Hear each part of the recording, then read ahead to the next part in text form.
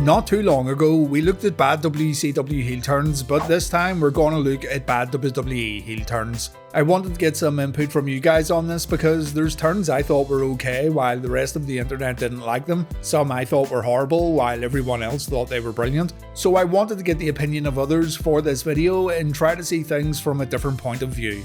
There's going to be tons left out just because there's been so many, plus I blubber on way too much, and I like to keep my videos at a somewhat decent runtime. So you know what to do, use the comments to add more.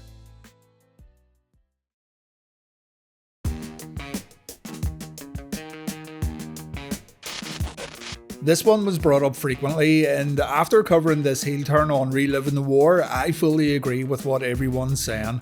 D-Generation X was in a weird place after Triple H joined the corporation at WrestleMania 15. All that ended up being left of DX was Road Dogg and X-Pac after Billy Gunn in China had also left the group. And after a tag team match where the rights to the DX name and merchandise money was up for grabs, Pac and Road Dogg, for a while, became the only two wrestlers who were allowed to officially call themselves D-Generation X.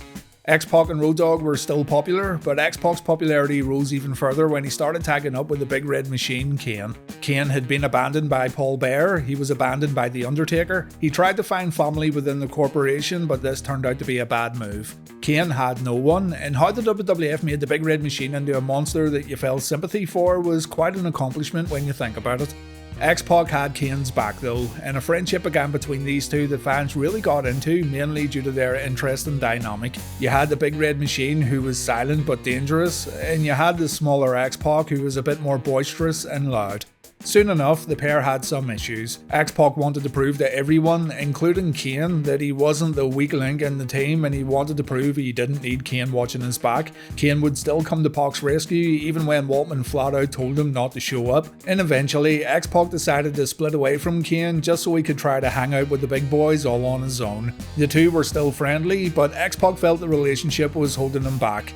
The decision was then made to bring the full DX army back to TV because Triple H needed backup. X-Pac turned on Kane, and a bit later on so did Kane's love interest, Tori. Tori and X-Pac had a relationship behind Kane's back, and in the long run, the turn did X-Pac absolutely no favours. In the short term, yeah, but long term, no. Pac and Kane had matches on pay-per-view, but none of them felt like a big payoff. Waltman then floated around in DX obscurity, while it felt like his role in the faction was even lesser than before. I mean, he became no more than a small-time crony within the McMahon-Hemsley faction, and chance of X-Pac sucks would follow him forever, even though he was still one of the company's best performers at that time. X-Pac was way more effective as a babyface during this time period. The heel turn did nothing for him, and he'd remain a heel for the rest of his career with his questionable X-Factor faction going nowhere and another stint in the NWO leading to Pac being another guy who made up the numbers.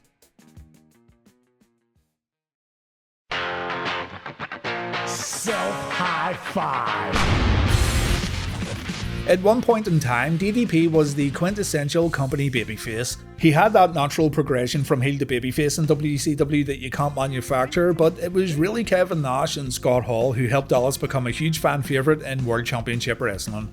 Dallas became the People's Champion while working in Atlanta. He had a heel turn in WCW that I didn't think much of, but he was reverted back to a babyface when the New Blood storyline happened. And when WCW closed their doors, Diamond Dallas Page was remembered as one of the guys who made a difference during the 83-week win streak. He was very popular during Nitro's glory days, and he's one of those guys that come to mind when thinking about that era of World Championship Wrestling.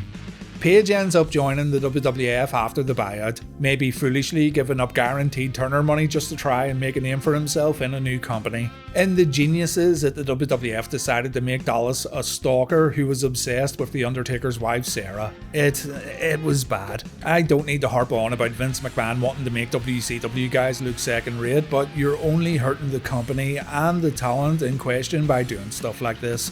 I'm not even saying Dallas couldn't have came in as a bad guy, but the stalker thing just did not gel with Dallas's character at all. At the time too, he was still married to the 10 out of 10 Kimberly, so why he would need to stalk another man's woman was just stupid. Not only did The Undertaker beat DDP up on TV, he was also beaten up by Sarah. And the thing is, practically anyone who knew anything about wrestling knew who DDP was and what he accomplished elsewhere. No one bought into this, it was a poor way to bring Dallas in, and the whole thing was dropped once Undertaker and Mrs. Undertaker embarrassed Dallas on TV. DDP pitched a People's Champion versus People's Champion storyline where he'd come in and feud with The Rock. McMahon thought the stalker thing would suit Dallas more, and DDP felt like he couldn't say no as he was so new to the company. Page recently stated that he wished he had it in him to say no, and he himself understands that agreeing to this storyline was a mistake, and it ended up serving as a reminder for all those other WCW guys who were considering WWF employment at the time. No one was safe from McMahon's stupid ideas.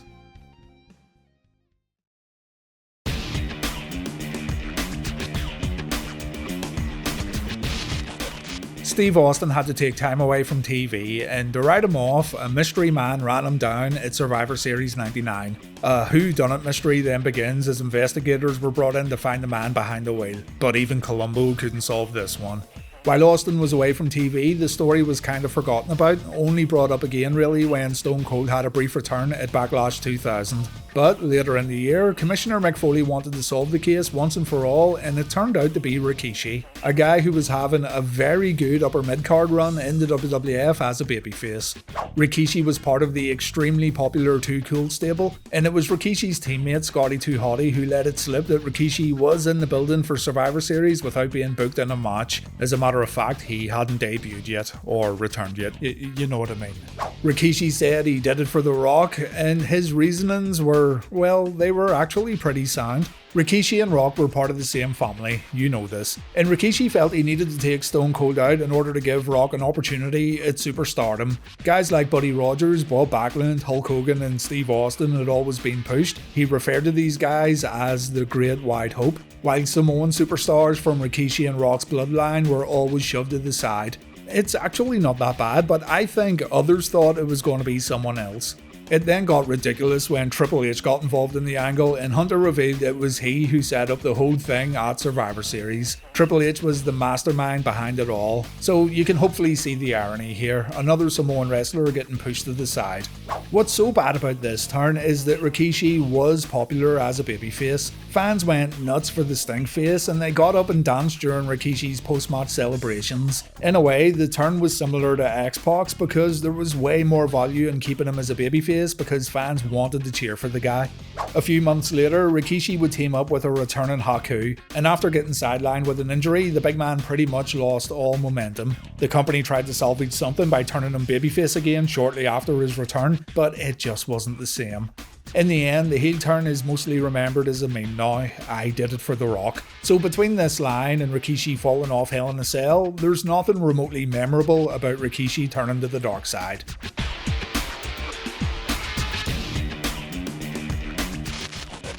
Jim Ross's 1996 heel turn was just bizarre. It began with Jim feeling that Vince McMahon was screwing him around when other people were given play-by-play duties on Monday nights. And so to make a statement, JR said he was going to do something that McMahon nor anyone else could do in the WWF. He was going to bring back Razor Ramon and Diesel.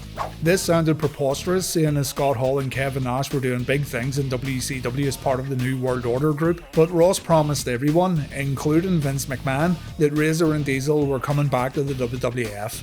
It came time for Ross to deliver on his promise, and before he introduced Razor Ramon, he cut a scathing promo on McMahon and the WWF. He talked about his Bell's palsy and how the WWF didn't care. He talked about how the company felt embarrassed by him, yet he only wanted to show up and do his work. And it all felt like a huge disconnect, because when Jim was calling matches at the commentary table, he was still professional, but yet here he was having a total meltdown on WWF Raw while bringing up a lot of real personal and professional issues.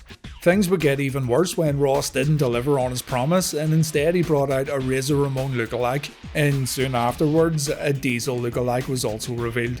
Where did this all go? Absolutely nowhere. Ross was put back on commentary where he would continue to get screwed around with, most notably at In Your House Buried Alive. JR's headset wouldn't work correctly, he blamed it on Vince McMahon, and so JR promised to bring Bret Hart back to the WWF, though luckily Jim lived up to his word this time and it wasn't a fake hitman who came back to the company. Funnily enough, the introduction of the fake Razor and Diesel actually benefited Kevin Nash and Scott Hall. According to Kevin Nash, WCW thought he and Scott really were going back to the WWF. They hadn't signed their full Atlanta contracts yet and had been working on a deal memo, so technically they could have jumped back to the WWF if they really wanted to. So WCW got the Outsiders to finally sign their real contracts after hearing of this Razor and Diesel return, and on top of that they were paid more money to speed up the process. It's actually unbelievable.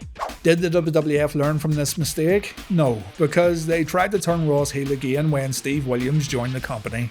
Ross had been hyping up Williams to all the boys in the back, saying he was going to win the ill-fated Brawl for All shoot fight tournament in the WWF and kick everyone's asses. Dr. Death ended up getting knocked out by eventual winner Bart Gunn, and according to Bob Holly, the boys took great delight in rubbing it in Ross's face. It's not that people disliked Jim or Williams, but the amount of gloating Ross was doing backstage, apparently before this knockout, got on a lot of people's nerves. Jim would then, unfortunately, suffer another Bell's palsy attack at the end of 1998, and when he came back he turned heel again by saying Michael Cole stole his job and the WWF didn't want someone with JR's condition calling matches from the commentary desk. Ross aligned himself with Williams as a sort of manager. The best thing that came out of this was Jim setting up his very own commentary table because he felt he was the best play-by-play guy in the company. But here's the thing, Jim actually was the best play-by-play guy in the company. Steve Williams' run came to a screeching halt, his time in the WWF had been a total failure, and Jim resumed his commentary duties again as if nothing had ever happened. Ross has stated multiple times that McMahon liked to mess him around quite a lot, and that makes sense when you watch all this back.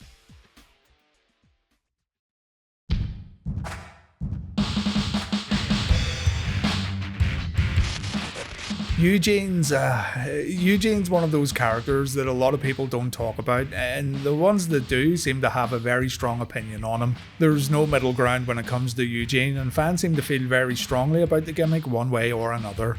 Whatever the case, the Eugene character had learning difficulties or slow development, and the WWF mainly presented Eugene as a comedy character, one who could actually go in the ring when necessary.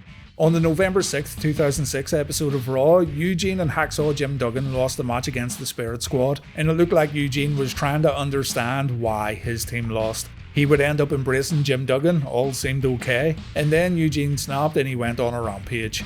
He destroyed Jim with Jim's own 2x4 while Hacksaw pulled off some of those legendary faces of his. Eugene screamed as the attack continued. It looked like he had lost his mind as he headed back up the ramp. And the WWE had just put themselves in a position where the guy they presented as a likeable wrestler with learning difficulties was now evil and bad. The following week, he tried to claim a bounty on DX, but he had no luck. He was made to look silly just 1 week after the turn. And then, the week after that, he came out for a match against Hacksaw Jim Duggan. As the match progressed, Eugene got more and more vicious. The commentators were even taken back with how violent Eugene had become. And after winning the match, Eugene grabbed the microphone where he told fans to stop being mean to him and stop laughing at him. This, naturally, was followed by fans actually laughing at him. Eugene said that he was special over and over again before leaving the ring, and again he screamed at the top of his lungs when heading back up the ramp. On the December 4th, 2006 episode of Raw, Val Venus brought some women into the ring and the girls shared a kiss. Don't ask. And so Eugene came down to the ring and he said he too wanted a kiss because he's special. The women weren't interested, and so the WWE had Eugene try to force himself on one of these girls while shouting he's special over and over again. You can see the problem here, can't you? Venus pulled Eugene away, Eugene attacked Val, the crowd sat in stunned silence, and clearly the WWE got a lot of negative feedback here because the storyline was completely dropped. He was stuck in a battle royal on the December 18th episode of Raw, but after this he was quietly moved to Sunday Night Heat and the whole thing was forgotten about. When Eugene re-emerged on Monday Night Raw, he was once again a babyface. And the next notable thing that happened to Eugene was Vince McMahon shaving his head on the March 19th, 2007 episode of Raw. An absolute disaster of a heel turn right here, and I can't think of a way that the WWE could have turned Eugene without it causing backlash. People have mentioned that he could have turned by revealing he faked it all along and he was actually a very smart individual, but I also think that would have been too problematic.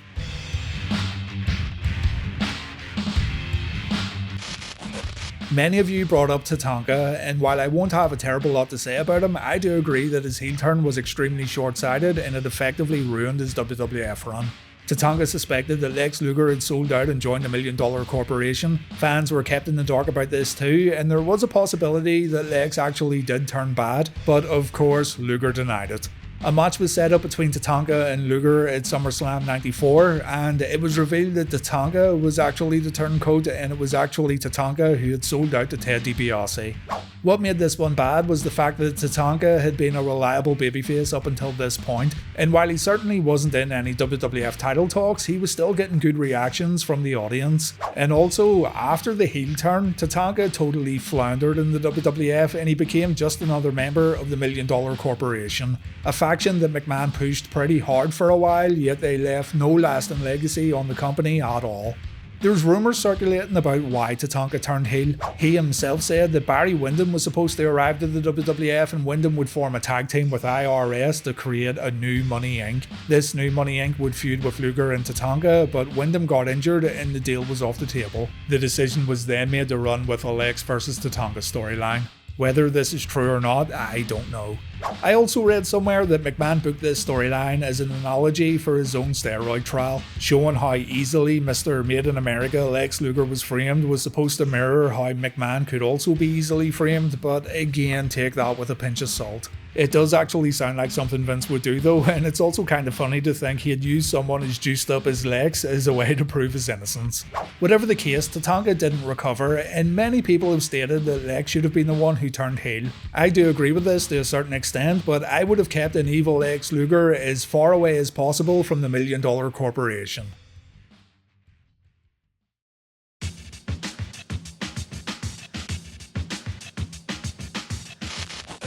I am not going into detail at all with this one because I'd be here all day, but the name Big Show is synonymous with the words heel turn because the guy turned heel so many times that it became a joke. The first time the Giant turned heel in WCW to join the NWO, I thought that was pulled off just fine, and then it was all downhill from here. Paul White's such a big imposing figure that it made sense to put him in typical David vs Goliath situations, but the fact they made this guy flip-flop so many times seriously damaged his overall legacy in the WWE. It's probably what he's most remembered for. One day I will break down each and every one of the Big Show's heel turns, but he also does deserve a spot on this video. I don't want to point out one particular turn right here because I need to watch them all again to choose which I thought was the worst, but that's going to be a project in itself, unfortunately.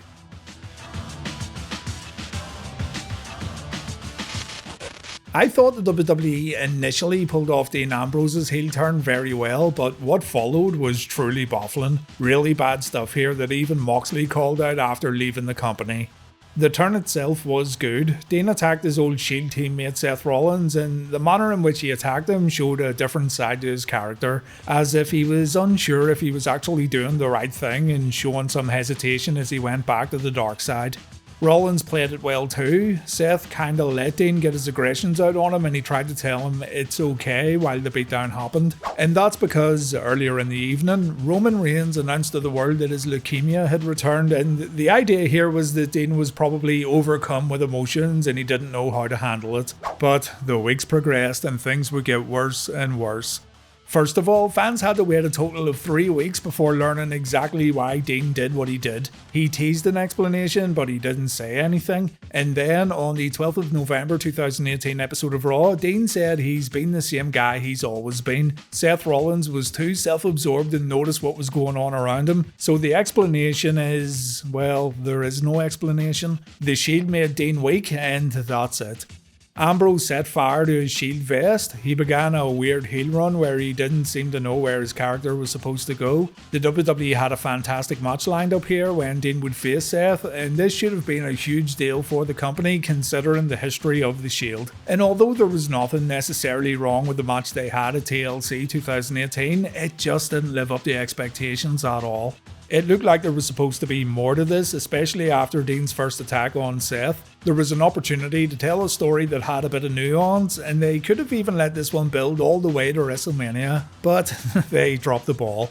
Dean was getting vaccines to protect him from the WWE universe. He was running around wearing a gas mask. Stupid stuff. And to just backtrack a little too, Dean also cut a promo where he said the Shield had to pay for their crimes. He said Roman was going to answer to the man upstairs for his time in the Shield, and he called Roman's leukemia karma. And fuck, yeah, heel heat's good and all, but this kind of stuff is risky and it's low. The WWE has no issues bringing this kind of stuff into storylines, of course, but this time it was very costly. Dean didn't like it. He actually hated all the creative that was presented to him during this turn, and he decided to leave the company based on the poor ideas WWE had for him as a villain.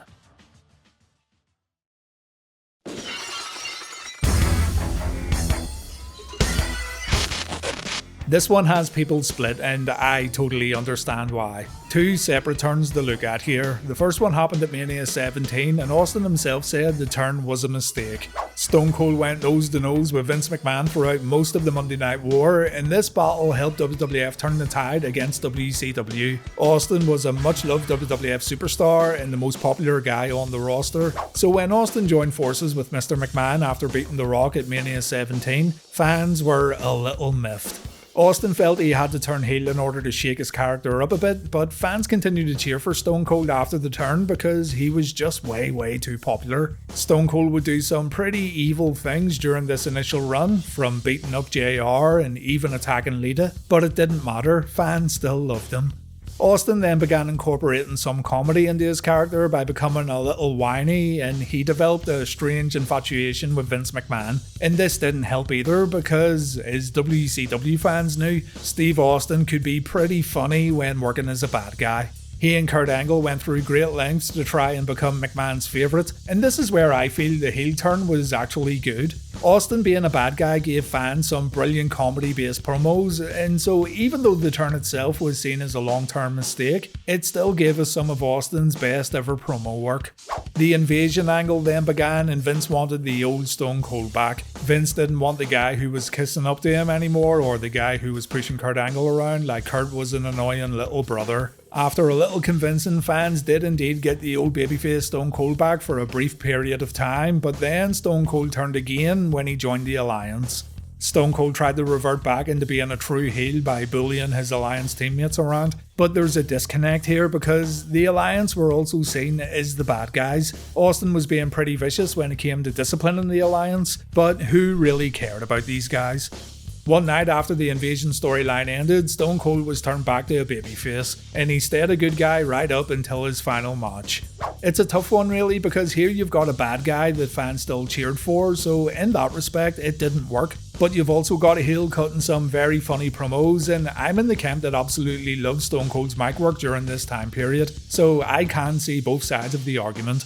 Really, if I were able to change things, I wouldn't have turned to Austin, but I'd somehow find a way to tap into Austin's more humorous side somehow without turning him into a complete comedy character. Easier said than done though when you've got the WWF's ultimate badass. Use the comment section to tell me more bad WWE heel turns. Maybe you thought CM Punk's turn in 2012 wasn't necessary? How about The Godfather becoming the good father when fans were still buying tickets for the whole train? How about The Undertaker turning heel because Jim Ross wouldn't join the Vince McMahon Kiss My Ass Club? Let me know in the comments because there's always room for round 2. If you feel I've done enough to earn it, I'd greatly appreciate you hitting the like button and subscribing to the channel. There's other videos on the channel covering bad WCW heel turns, along with what I think are some of the best turns in wrestling history, so check those out too. Thank you so much for watching, and please take care.